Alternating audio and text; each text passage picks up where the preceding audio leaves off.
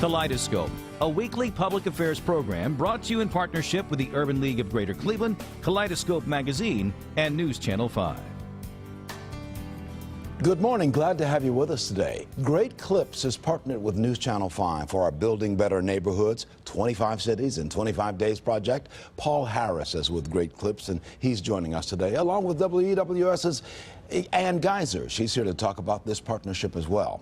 Later on, we'll hear from the CEO of the Cuyahoga Metropolitan Housing Authority, Jeffrey Patterson, and Assistant Executive Director at Fairfax Renaissance Development Corporation, Denise Van Leer. They'll tell us about Fairfax and CMHO intergenerational housing. And later in the program after that, the president and the CEO of the Northern Ohio Recovery Association, Anita Bradley, will talk about the mission of her organization. Good morning. I'm Leon Bibb. This is Kaleidoscope, and so we begin. Beginning with my good friend Ann Geiser, who's in charge of Building Better Neighborhoods here at News Channel 5. Good to have you with us, Ann. And Paul Harris, who's with Great Clips, who is helping us get this program on. Ann, let's begin with you. Give me an overview of Building Better Neighborhoods project here. 25 cities, 25 days. That's the key, Leon. 25 cities, 25 days. What we've done is we've gotten together 5 cities in each of the 5 counties that surround Cleveland. And what we're doing is we're sending our anchor team, including you, out to do features on these cities, letting people know what's good about them, what's quirky about them, what's unique. And then what these cities in turn are doing is that they are identifying 5 streets or neighborhoods, and they're bringing these folks in for safety fairs, community meetings, and they're either giving them good sound safety advice or they're helping them to form block watches. So it's about bringing back a sense of community as well, getting neighbors to connect with each other as well as connecting with their city officials and their police departments. And the goal is to get those neighborhoods strong like they should be. Right, like they've always been. I've talked to a lot of police chiefs, and they've always said, you know, from the time of our founding fathers, crime prevention starts in the neighborhoods. See something, say something. Indeed. Paul Harris, you're one of the owners of 7 Great Clips. Yes. In our neighborhood, in our community, I should say. Why did your company decide to get involved with us on this project? Well, when we were first approached about this opportunity, it really aligns with the mission of Great Clips and giving back to the communities that we serve. There are 76 locations located throughout Northeast Ohio, and all the franchisees, there's 21 total, are committed to giving back to the communities that we serve and the customers that come in and help support us. This is all part of that, your community involvement. This is what Great Clips, other than doing what you do in the barbering and the hair cutting areas and hair design areas, but this is a part of being part of the community as well. Absolutely. Our stylists, our managers, and our franchisees have given away thousands of haircuts through the years. Our Veterans Day promotion gives veterans free haircuts.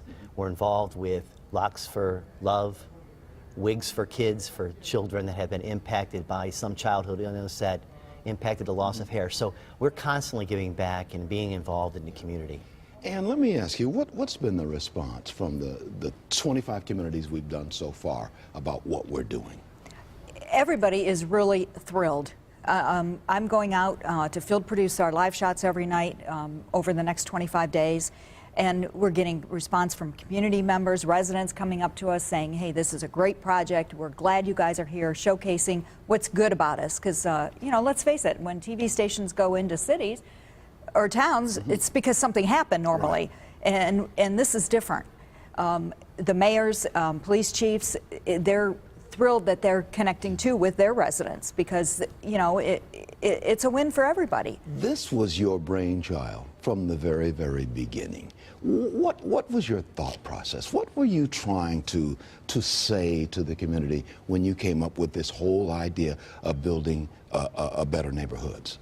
Well, Leanne, we wanted to really engage more of our viewers. We wanted, like with Great Clips, they're in you know, in all of our neighborhoods, and that's what we wanted to do. We wanted to get Channel 5, News Channel 5, into our communities and down to the neighborhood level. We wanted to be different from the other TV stations in town. We wanted people to see us as, you know, we're more than just about bringing you bad news. We want to also feature the good news. You and I have talked privately over the years about this, about the old neighborhood I grew up in and how safe and secure I felt growing up in the city of Cleveland when I was a kid. And we're trying to get back to that entire concept. Right, and we want neighbors to connect with each other. You know, it used to be you and I have talked, like you said, you knew everybody on the street. You knew what everybody's dad did for a living, and you know, and if a mom said, "Hey, Leon, time to go home," you didn't ask any questions. You just picked up your baseball glove and you went home. And had dinner at your house and let your friend have dinner with his family. Right. Those kinds of things. Right, Yeah. and we want to kind of bring that back. Neighbors need to know each other. And as part of this project, we partnered with the free social network app called Nextdoor. And nowadays, with everybody connected on social media, and you may not feel comfortable face-to-face with somebody, you can connect that way.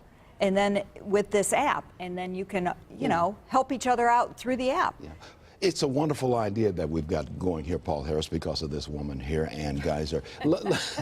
And she should be applauded. We applaud that. But you've got other things going too. Great Clips is very much involved in the community, other than building better neighborhoods. This is part of your history, right? Mm-hmm. Absolutely. Our franchises are all locally owned and operated. Our team members are part of the community. Through the generosity of our customers and our team members, we've donated over $40,000 to the Cleveland Clinic Pediatric Care Fund. We've donated over $40,000 to the Gathering Place. We hold food drives in many of our salons.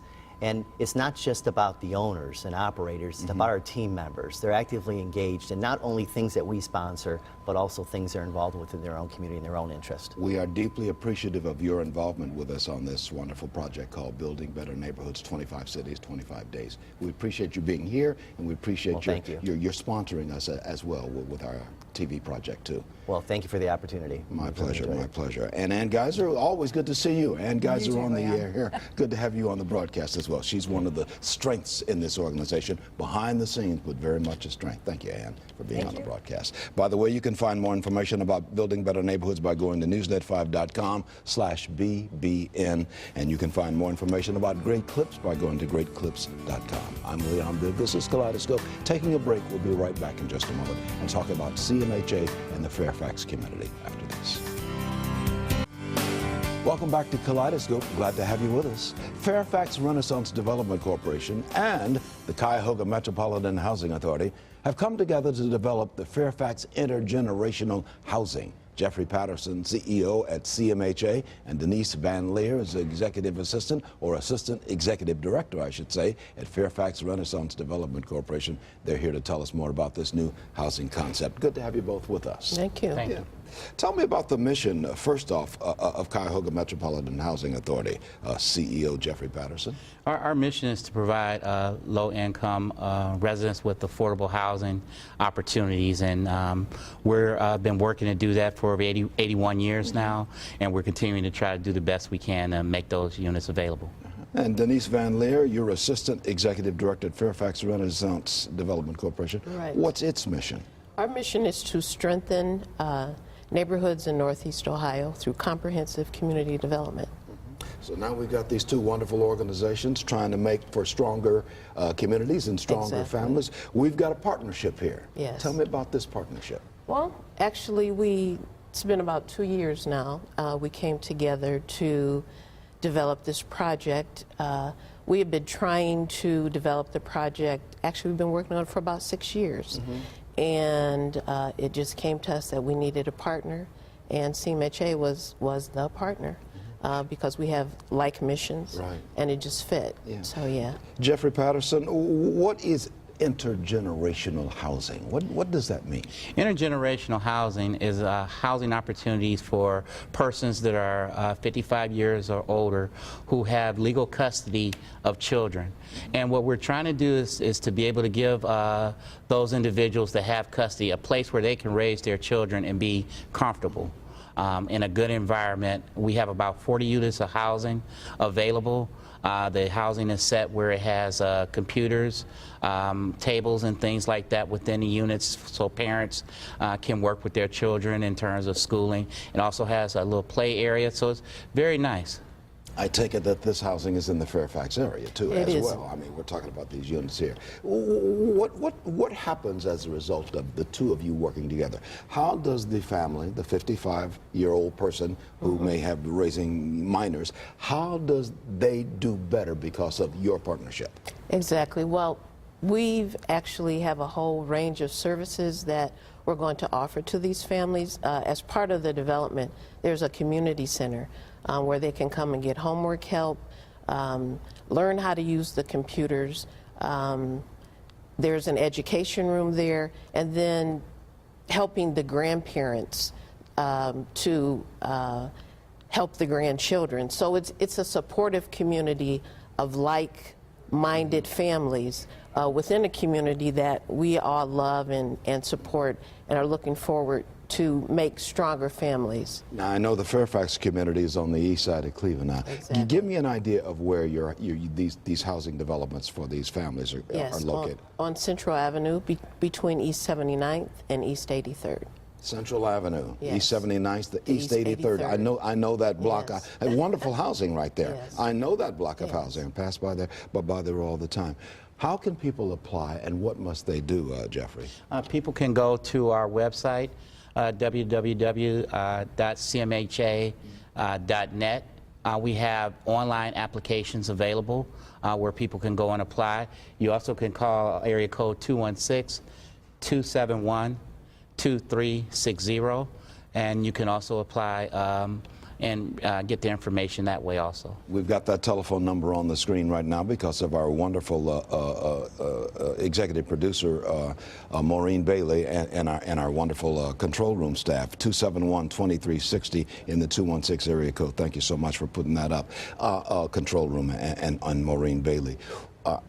What are the qualifications to get into this now? Basically, you have to be able to have legal custody of the child. It's also some income guidelines that you must meet. But what we're really trying to do is provide folks with opportunities that they may or may not have had in an area that is thriving.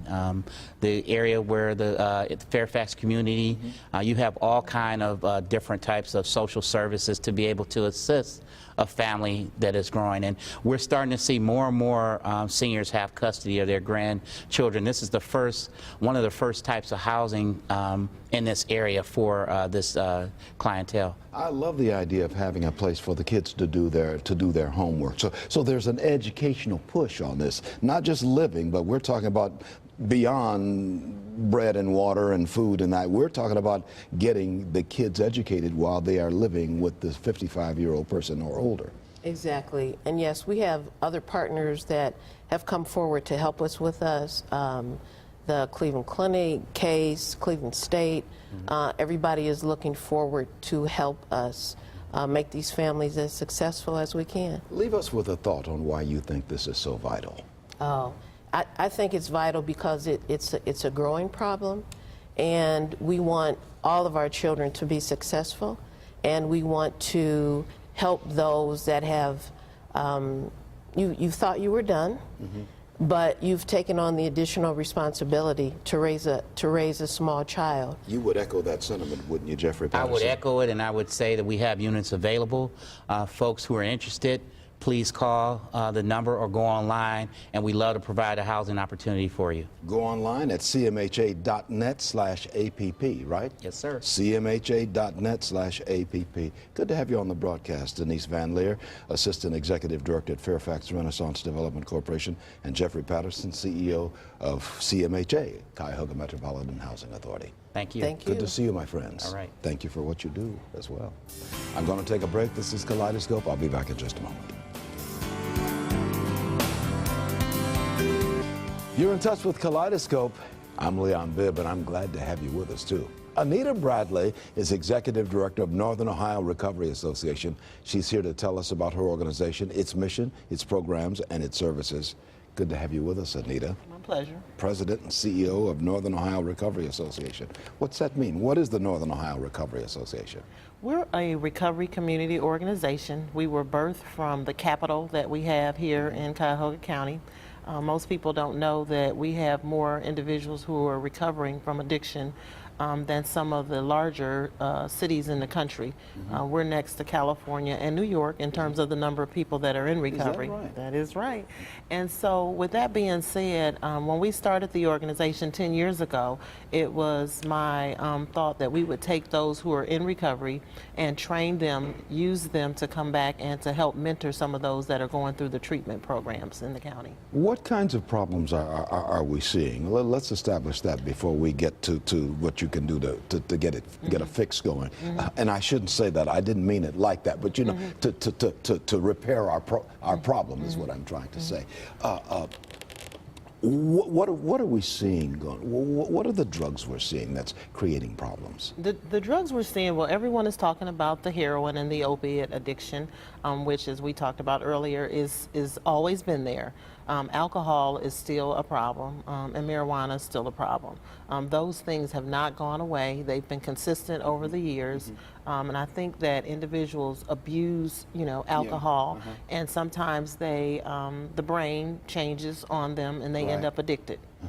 So what does your organization, the Northern Ohio Recovery Association, do? What do you do to help repair these lives? Well, the first thing is when a person contacts our organization, we provide an assessment for them. And we look at their entire life, 7 areas of their life, particularly the major life areas. We look at the impairment that they've had from addiction and their use, and we bring them into our counseling program. We have a residential program for women and children. They live on site with us. We also have an adolescent program. We have several different satellite offices. And so they're paired with a professional counselor who's licensed in addiction, and we treat them. Now, there's somebody out there watching us right now who probably needs some help, and you can talk to them right now. What do you tell them, and how do they link up with your organization to get off the drugs and the alcohol that's creating a problem in? What I tell them is that there is hope and that there are individuals who are in recovery that have been where they are. The first step is to reach out and to contact us at 216-391-6672, which is 216-391-NORA. Let's put that phone number on the screen. It is 216-391-6672. And maybe we'll keep that up for somebody. There's probably somebody out there looking at us right now who is trying to make a decision as to what to do, and make that phone call. And somebody will be answering that phone when 24/7. Yeah, 24/7. You're located on Prospect Avenue. My office is on Prospect, 3746 Prospect. Now, is that where you have the housing as well? That's where the intake is at. The housing is on the campus where Benedictine High School is. Yes. We're in the convent. That's where the women and children live. East Boulevard and Buckeye, right in that neighborhood. Yeah, Martin Luther King Drive and Buckeye. What's the cost of all of this? Well, we take insurance, so it depends on what kind of insurance the person has. We have blended funding. We also have grants. We recently received money from the Cuyahoga Addictions Board. So we work with people, and so at this time that's not a concern. They can come in if they have insurance. We'll bill the insurance, and if they don't, we'll put them on a pay scale. We'll find a way. Find a way. We're going to find a way to help people, because nobody wants to be. You don't want to turn away anybody who's got a drug problem and they're trying to fix that. Absolutely. They're trying to repair that drug problem. Absolutely. They're trying to repair that and get out of that mess. You've got a program directly for young people as well. Tell me about that. We have a program. It's located in East Cleveland.